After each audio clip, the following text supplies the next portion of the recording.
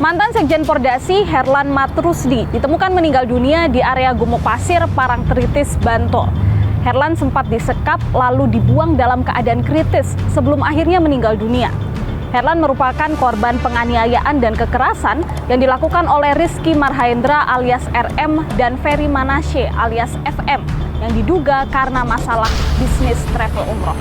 Tapi benarkah ini motif pelaku yang sesungguhnya? Saya Kristanti Yosefa, Anda menyaksikan fakta.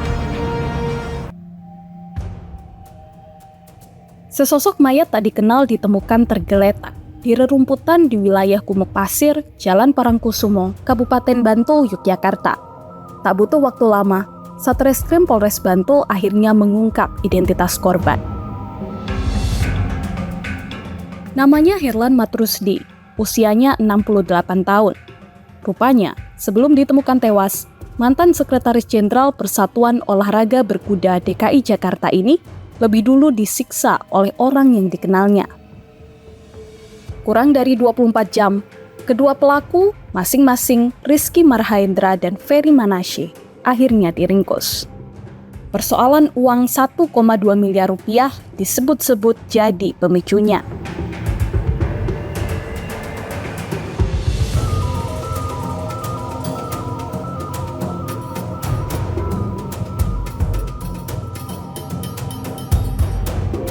Pak Satreskrim, seperti apa kronologi pengungkapan kasus penganiayaan yang kemudian menewaskan Herlan Matrusdi? Oh ya, jadi memang dari awal dari tanggal ditemukannya jenazah Mr. X pada tanggal 28 Januari sekitar pukul 7.30 ditemukan oleh saksi yang sedang mencari rumput di wilayah Gumuk Pasir, Kabupaten Bantul. Nah, kemudian dari laporan informasi tersebut, tim identifikasi turun ke lokasi untuk melakukan olah TKP.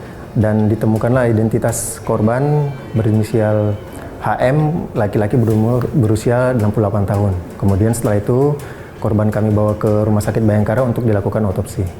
Nah, kemudian setelah itu di sisi lain tim Resmob Polres Bantul juga melakukan penyelidikan dengan menggali dan mencari informasi-informasi serta mencari CCTV dan ditemukanlah sebuah mobil Avanza hitam melintas di dekat TKP. Kemudian diketahui juga bahwa mobil tersebut adalah mobil rental atau mobil sewa. Nah, dari identitas itu kita cari penyewa mobil tersebut, kebetulan terduga pelaku RM yang dimana sekarang kita sudah tahan dan ditetapkan sebagai tersangka, kita sudah tahan di Rutan Polres Bantul. Nah, dari informasi-informasi yang kita dapat, baik dari informasi data penyewa, kemudian singkat cerita kita menemukan lokasi ataupun tempat RM menginap atau tinggal.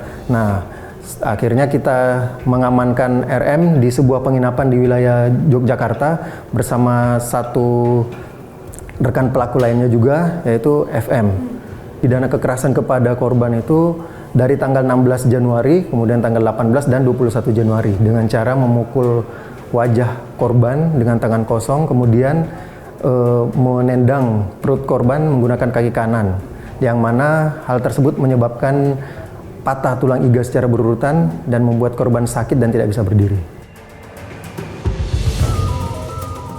Kita akan menuju lokasi pertama pelaku melakukan penganiayaan terhadap korban, yaitu di Mutiara Homestay di Tegalrejo, Karangwaru, Yogyakarta. Kalau kita lihat situasinya cukup sepi, pemirsa. Kita akan coba mencari orang yang berada di sini ya.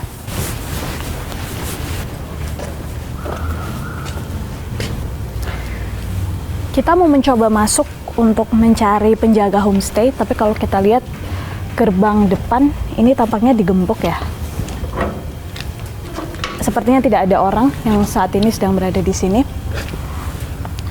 Tapi pemirsa, menurut pengakuan dari tersangka, disinilah merupakan lokasi pertama tersangka FM dan juga RM ini pindah ke Yogyakarta. Jadi di sejak bulan Juli 2025, kedua tersangka tinggal di sini bersama dengan korban. Nah, berdasarkan pengakuan tersangka kepada polisi, penganiayaan pertama terjadi di tanggal 16 Januari 2026. Menurut tersangka, terdapat percekcokan terkait dengan masalah bisnis travel yang kemudian akhirnya menyebabkan adanya kekerasan yang dilakukan oleh pelaku terhadap korban. Jadi korban ini dipukul dengan tangan kosong di bagian pelipis, kemudian pipi dan lengan, serta di bagian perut juga dilakukan tendangan oleh pelaku. Selain itu, penganiayaan kedua menurut pelaku terjadi di tanggal 18 Januari, di mana di situ korban juga disiksa, dipukul dan juga ditendang sama seperti di tanggal 16. Nah, penganiayaan ketiga ini terjadi di tanggal 21 Januari. Korban setelah mengalami bertubi-tubi kekerasan dan juga penganiayaan akhirnya berada di titik lemah. Ia tidak bisa lagi bicara dengan normal, tidak lagi bisa berjalan, dan kondisinya ini sudah kurus, sudah begitu lemah, dan akhirnya didiamkan oleh pelaku yaitu RM. Yang ganjil pemirsa, di tanggal 25 Januari, keluarga korban mengaku mendapat pesan duka dari kerabat korban bahwa korban ini telah meninggal dunia. Itu di tanggal 25 Januari. Padahal ketika tanggal 27 korban ini dibuang oleh pelaku, pada saat itu kondisinya masih dalam keadaan hidup.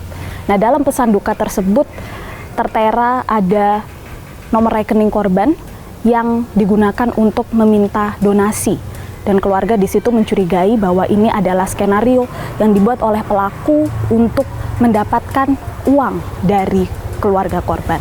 Hingga akhirnya di tanggal 26 Januari para pelaku yaitu RM beserta keluarganya dan juga FM beserta dengan korban ini akhirnya check out dari Mutiara Homestay dan berpindah ke lokasi berikutnya. Kita akan coba bertanya pada warga yang berada di sekitar sini, apakah mereka mengetahui ya seperti apa aktivitas dari homestay ini.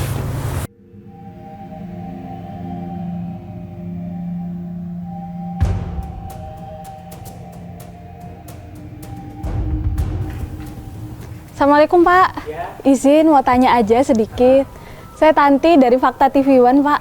Oh gitu? Iya, mau nanya aja tentang depan. Oh gitu, gak apa-apa masuk sebentar ya? Oh sini aja deh Pak, iya sini aja. Enggak, sini aja Pak. Enggak, mau nanya aja, depan ini homestay ya Pak? Iya homestay. Mutiara Homestay. Mutiara ya? Homestay, betul. Selama ini udah kosong dari kapan Pak? Gimana? Udah kosong dari kapan? Kalau ini kan kita kayaknya lihat kosong ya? Udah kosong dari, aduh saya lupa, kira-kira 2 minggu yang lalu ya. Pokoknya ini udah apa namanya, udah pergi gitu, pergi begitu aja. Oh, orang yang ngontrak. Udah pergi begitu aja. Bapak kenal siapa yang kontrak?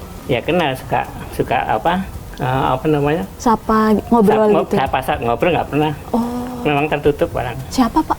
Apa? Siapa yang kontrak di situ sebelumnya? Namanya Rizky. Oh Pak Rizky. Iya. Di situ tinggal sama siapa aja? Pak Rizky, istrinya, anak 3, pembantunya 1, orang tua itu. Oke. Pembantunya ini laki-laki. Laki-laki. Oke. Udah tua juga ya? Kayaknya wajahnya udah tua. Tapi nggak tahu persis. Tapi nggak tahu persis. Kalau sama dia nggak pernah komunikasi?